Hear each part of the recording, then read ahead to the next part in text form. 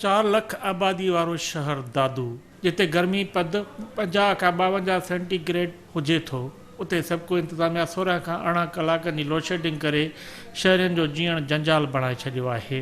सभु को इंतज़ामिया जी हथरादू लोडशेडिंग, बार बार tripping, deduction बिलनि जे आज़ार जे करे आम ज़िंदगी मफ़लूज थी चुकी आहे ऐं दादू शहर जे कारोबार खे पिणु कापारी धकु रथियो आहे। शहर अंदरि बिजली ते हलंदड़ कारोबार सख़्तु मुतासिर थी रहियो आहे। दादू शहर जे मुख्य कारोबारी इलाइक़े जे city 1, city 2, city 3, Garibabad feeder, Talti feeder, Shahbad feeder, Ustad Bukhari feeder, मंज़ूर सखियाणी फीडरनि ते 24 कलाकनि मां सिर्फ़ु 4 खां 6 कलाक बिजली फराहम कई पई वञे, जंहिंमें बि बार बार ट्रिपिंग थी रही आहे। बदकिस्मती चवण तो पे त दादू में लोड शेडिंग जो अज़ाब तमामु घणो आहे। असां वटि बुखारी फीडर आहे, उन ते यकीन सम्झो त 24 कलाकनि में 20 कलाक लाइट हलंदी। ऐं असां ज़हनी मरीज़ थी ऐं राति जो 1 बजे लाइट वञे थी, सुबुह जो 5 बजे लाइट अचे थी, 4-4 कलाक लाॻी थो लाइट वञे थी करे केॾी महिल त 24 कलाक लाइट आहे ई कोन। लाइट ई असां ईअं सम्झो जेके शहर जा माण्हू उहे ज़हनी मरीज़ थी विया आहियूं हिन वापडा जे करे। हिकु त वापडा जी लोड शेडिंग, ॿियो हुनजी डी फिटिंग हथ ई ठहियल आहे, जेका लाइ माण्हू खे माना ज़हनी मरीज़ करे छॾियो। हिननि जो को बि शेड्यूल कोन्हे। ॿियनि सूबनि में त बिजली बिल्कुलु वञण जो तस्वर पंजाब में त आहे कोन, पर जेको ख़ासि करे सिंध में, कराची में तव्हांखे बिजली मिलंदी, हैदराबाद में मिलंदी। दादू में जीअं पहिरियां त हिननि बिल्कुलु तबाह ॿारहाड़ियूं त तबाह करे छॾियूं। ॿारहाड़ियूं त मुकमल तबाह आहिनि, उते 24 कलाकनि में को कलाक ॾेढ ॾींदा आहिनि। पर जेका सिटी जी हालत आहे न, उहा इंतिहाई एॾी सख़्तु गर्मी में, जिते 50-51 गर्मी जी शिदत हुजे ऐं उन सेंटीग्रेड जे बावजूद बि हिननि जूं बिजली जो को बि राति जे टाइम ते बि तक़रीबन आधी राति ते हिननि जी बिजली गुम आहे। शहरी सख़्तु परेशान आहिनि। ऑफिसर हिननि जा ॿुधण जे लाइ केर बि तयारु कोन्हे को, भली इंजीनियर हुजे, एसडीओ हुजे, हिननि जो जेको एसी साहिबु आहे उहो हुजे, को बि नुमाइंदो हिननि जो, को बि ऑफिसर ॿुधण जे लाइ तयारु कोन्हे त भाउ शेड्यूल ॾियूं, भला 5 कलाक ॾींदासीं, 5 कलाक 2 कलाक कटींदासीं त को शहरी आराम त करे सघनि। न हिननि जो शेड्यूल आहे, न हिन जो तरीक़ेकार आहे। असां अपील कंदासीं अला अथॉरिटीज़ खे, वफ़ाक़ खे बि अपील कंदासीं त ख़ुदारा जेको दादू सां ई ज़ुल्म पियो थो हले, इन ते ज़ुल्म बंदि कराए असांखे बिजली सुठे तरीक़े सां करे ॾिनी वञे। 52 खां वधीक असां वटि जेको आहे सो गर्मी जो पद आहे ऐं सूरत हाल इहा आहे त मंझंदि जो असां वटि लाइट न आहे, राति जो असां वटि नाइट न आहे, ऐं जेकॾहिं हले बि थी त उहो राति जे अहिड़े पैर ते हले थी जेका गर्मी जो पद तमामु घटि आहे।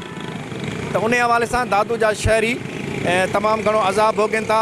कमर्शियल एरिया आहे, एक्सप्रेस जेको आहे सो सिटी उनखे एक्सप्रेस जेको फीडर आहे उनखे कमर्शियल एरिया ते ॾियणु खपे। जॾहिं त उहो कमर्शियल एरिया ते नथो हले, उहो मुख़्तलिफ़ पहाड़नि खां गुज़रंदो, मख़सूस तबिके लाइ जेको आहे सो एक्सप्रेस जेको आहे फीडर हलाए थो वञे। बिजली जे हवाले सां यकीननि असीं सभई जेको आहे सो अज़ाब में मुब्तला आहियूं। तोड़े जे असांजे घरनि में सोलर सिस्टम आहे, UPS आहे, जंहिंसां पिणु यकीननि वापडा जी पंहिंजो नाणो बि किरे थो। जेकॾहिं माण्हू सोलर यूज़ करे थो ऐं जेको आहे सो जनरेटर यूज़ करे थो त उहो यकीननि वापडा जो नुक़सानु आहे। असीं चाहियूं था त दादू जे अंदरि जेको वापडा जो सिस्टम आहे उनखे बहितर कयो वञे, डी फिटिंग जो सिस्टम ख़तमु कयो वञे ऐं डिडक्शन जेके बिल चार्जिस कया था वञनि उहे नाहक न कया वञनि। दादू में तमामु वधीक गर्मी आहे। हींअर जेको आहे 50, 51, 52 बि गर्मी बीहे थी। उन जे हिसाब सां हुकूमत खे, रियासत खे पंहिंजो कमु करिणो आहे। उन जे हिसाब सां बिजली जे हिसाब सां बि रिलीफ ॾियणो आहे। ॾिसो था त रिलीफ जे बजाए जेको आहे असांजे दादू ज़िले सां हशर कयो वियो आहे। हेॾी वॾी गर्मी में माण्हू कंहिं ग़रीबनि वटि एसियूं आहिनि न आहिनि, के ईअं बिजली वेठा आहिनि। हिननि जी सेप्को वारनि जी पंहिंजी मनमानी कयो वेठा आहिनि जो 12-12, 14-14, 16-16 कलाक। असां चऊं था जेका सरकार तरफ़ां जेका लोड शेडिंग आहे उहा कई वञे। उन खां पोइ वरी जेका हीअ हद खां मथे कनि था उहा बि कनि था। उन खां पोइ जॾहिं अचे थी लाइट उन में बि माना हे ट्रिपिंग कनि था। असां हुकूमत सिंध वफ़ाक़ खे अर्ज़ु कंदासीं त साईं महिरबानी करे इमरान ख़ान साहिबु आयो आहे या सिंध जो मसइलो आहे या वज़ीर आला जो कमु आहे, उन्हनि खे पंहिंजो ॿुधाइनि त हीउ दादू इहो असांजो जेको ज़िलो न पर सॼे पाकिस्तान सां पर घणो करे असांजे ज़िले सां घणो कयो वियो आहे त जेका बिजली जी वधि में वधि लोड शेडिंग आहे। असां इहो ई अर्ज़ु कंदासीं त महिरबानी करे इन लोड शेडिंग खे ख़तमु कयो। जेका आहे 2-3 कलाक उनखे तरतीब सां रखियो वञे। बिजली जे हवाले सां इहो आहे जो हिते माना को बि ऑफिसर माना तदारुक लाइ तयारु न आहे। ऑफिसर जा नंबर बंदि पिया आहिनि छा, ऐं को तदारुक लाइ तयारी कोन्हनि। गर्मी जी शिदत एॾी वॾी तेज़ी सां आहे, 51-52 सेंटीग्रेड हले थी, जंहिंमें यकीन कयो जेके पखी आहिनि उहे बि किरी था पवनि। वापडा वारा, सेप्को वारा त एॾो हुननि अज़ाब करे छॾियो आहे जो घटि मां घटि 16 खां 18 कलाक लाइट असां वटि शहर में न आहे।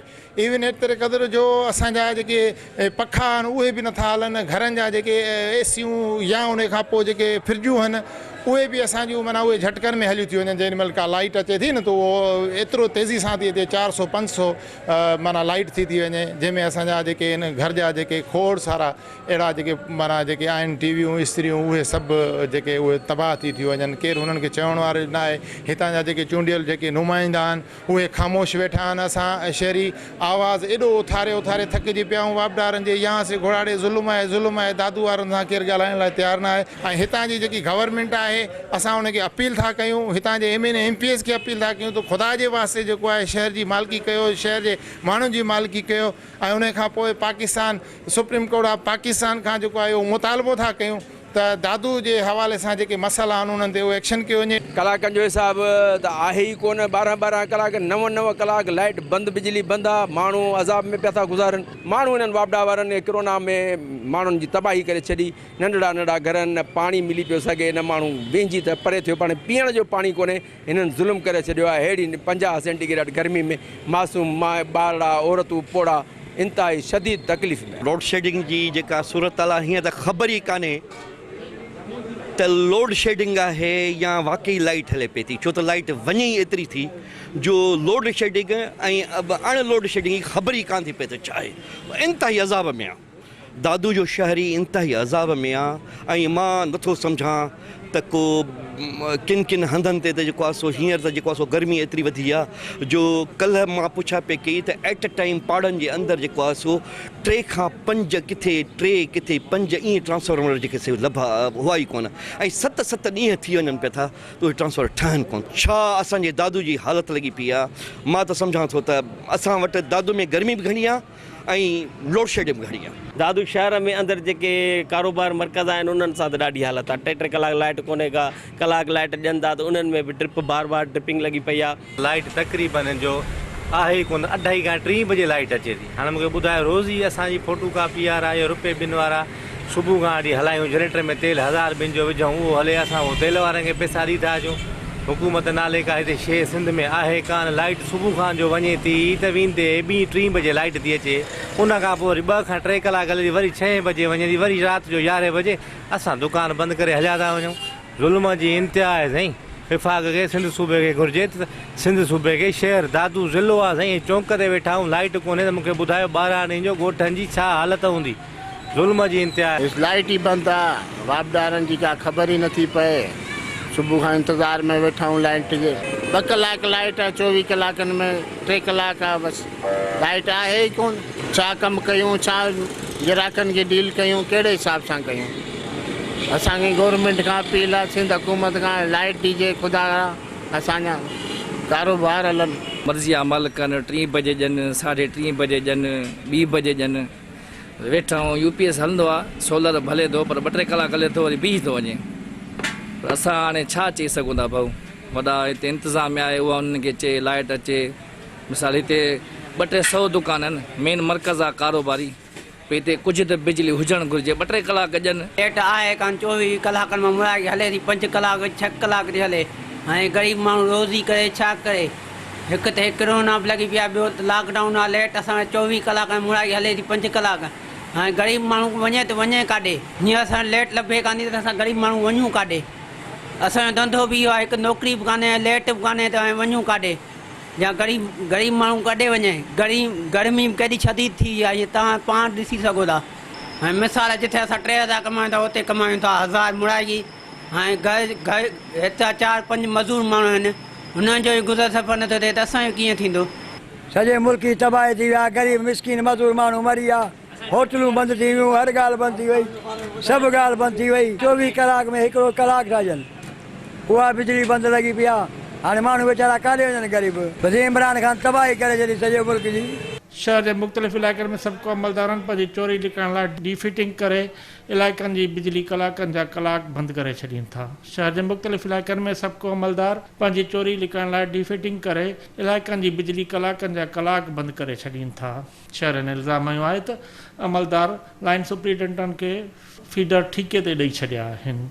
शहर के मुख़्तलिफ़ इलाइक़नि में 40 खां वधीक ट्रांसफार्मर सड़ियल आहिनि, जेके हफ़्तनि जा हफ़्ता मरम्मत नथा थियनि ऐं उन्हनि इलाइक़नि जी बिजली बंदि पियल आहे, जंहिं सबबु सख़्तु गर्मी में इलाइक़े वासी सख़्तु परेशानी खे मुंहुं ॾेई रहिया आहिनि। दादू जे शहरनि मुतालबो कयो आहे त सबको इंतज़ामिया जे बेवाजिबियनि जे सिलसिले खे रोके हथरादू लोड शेडिंग जो नोटिस वरितो वञे।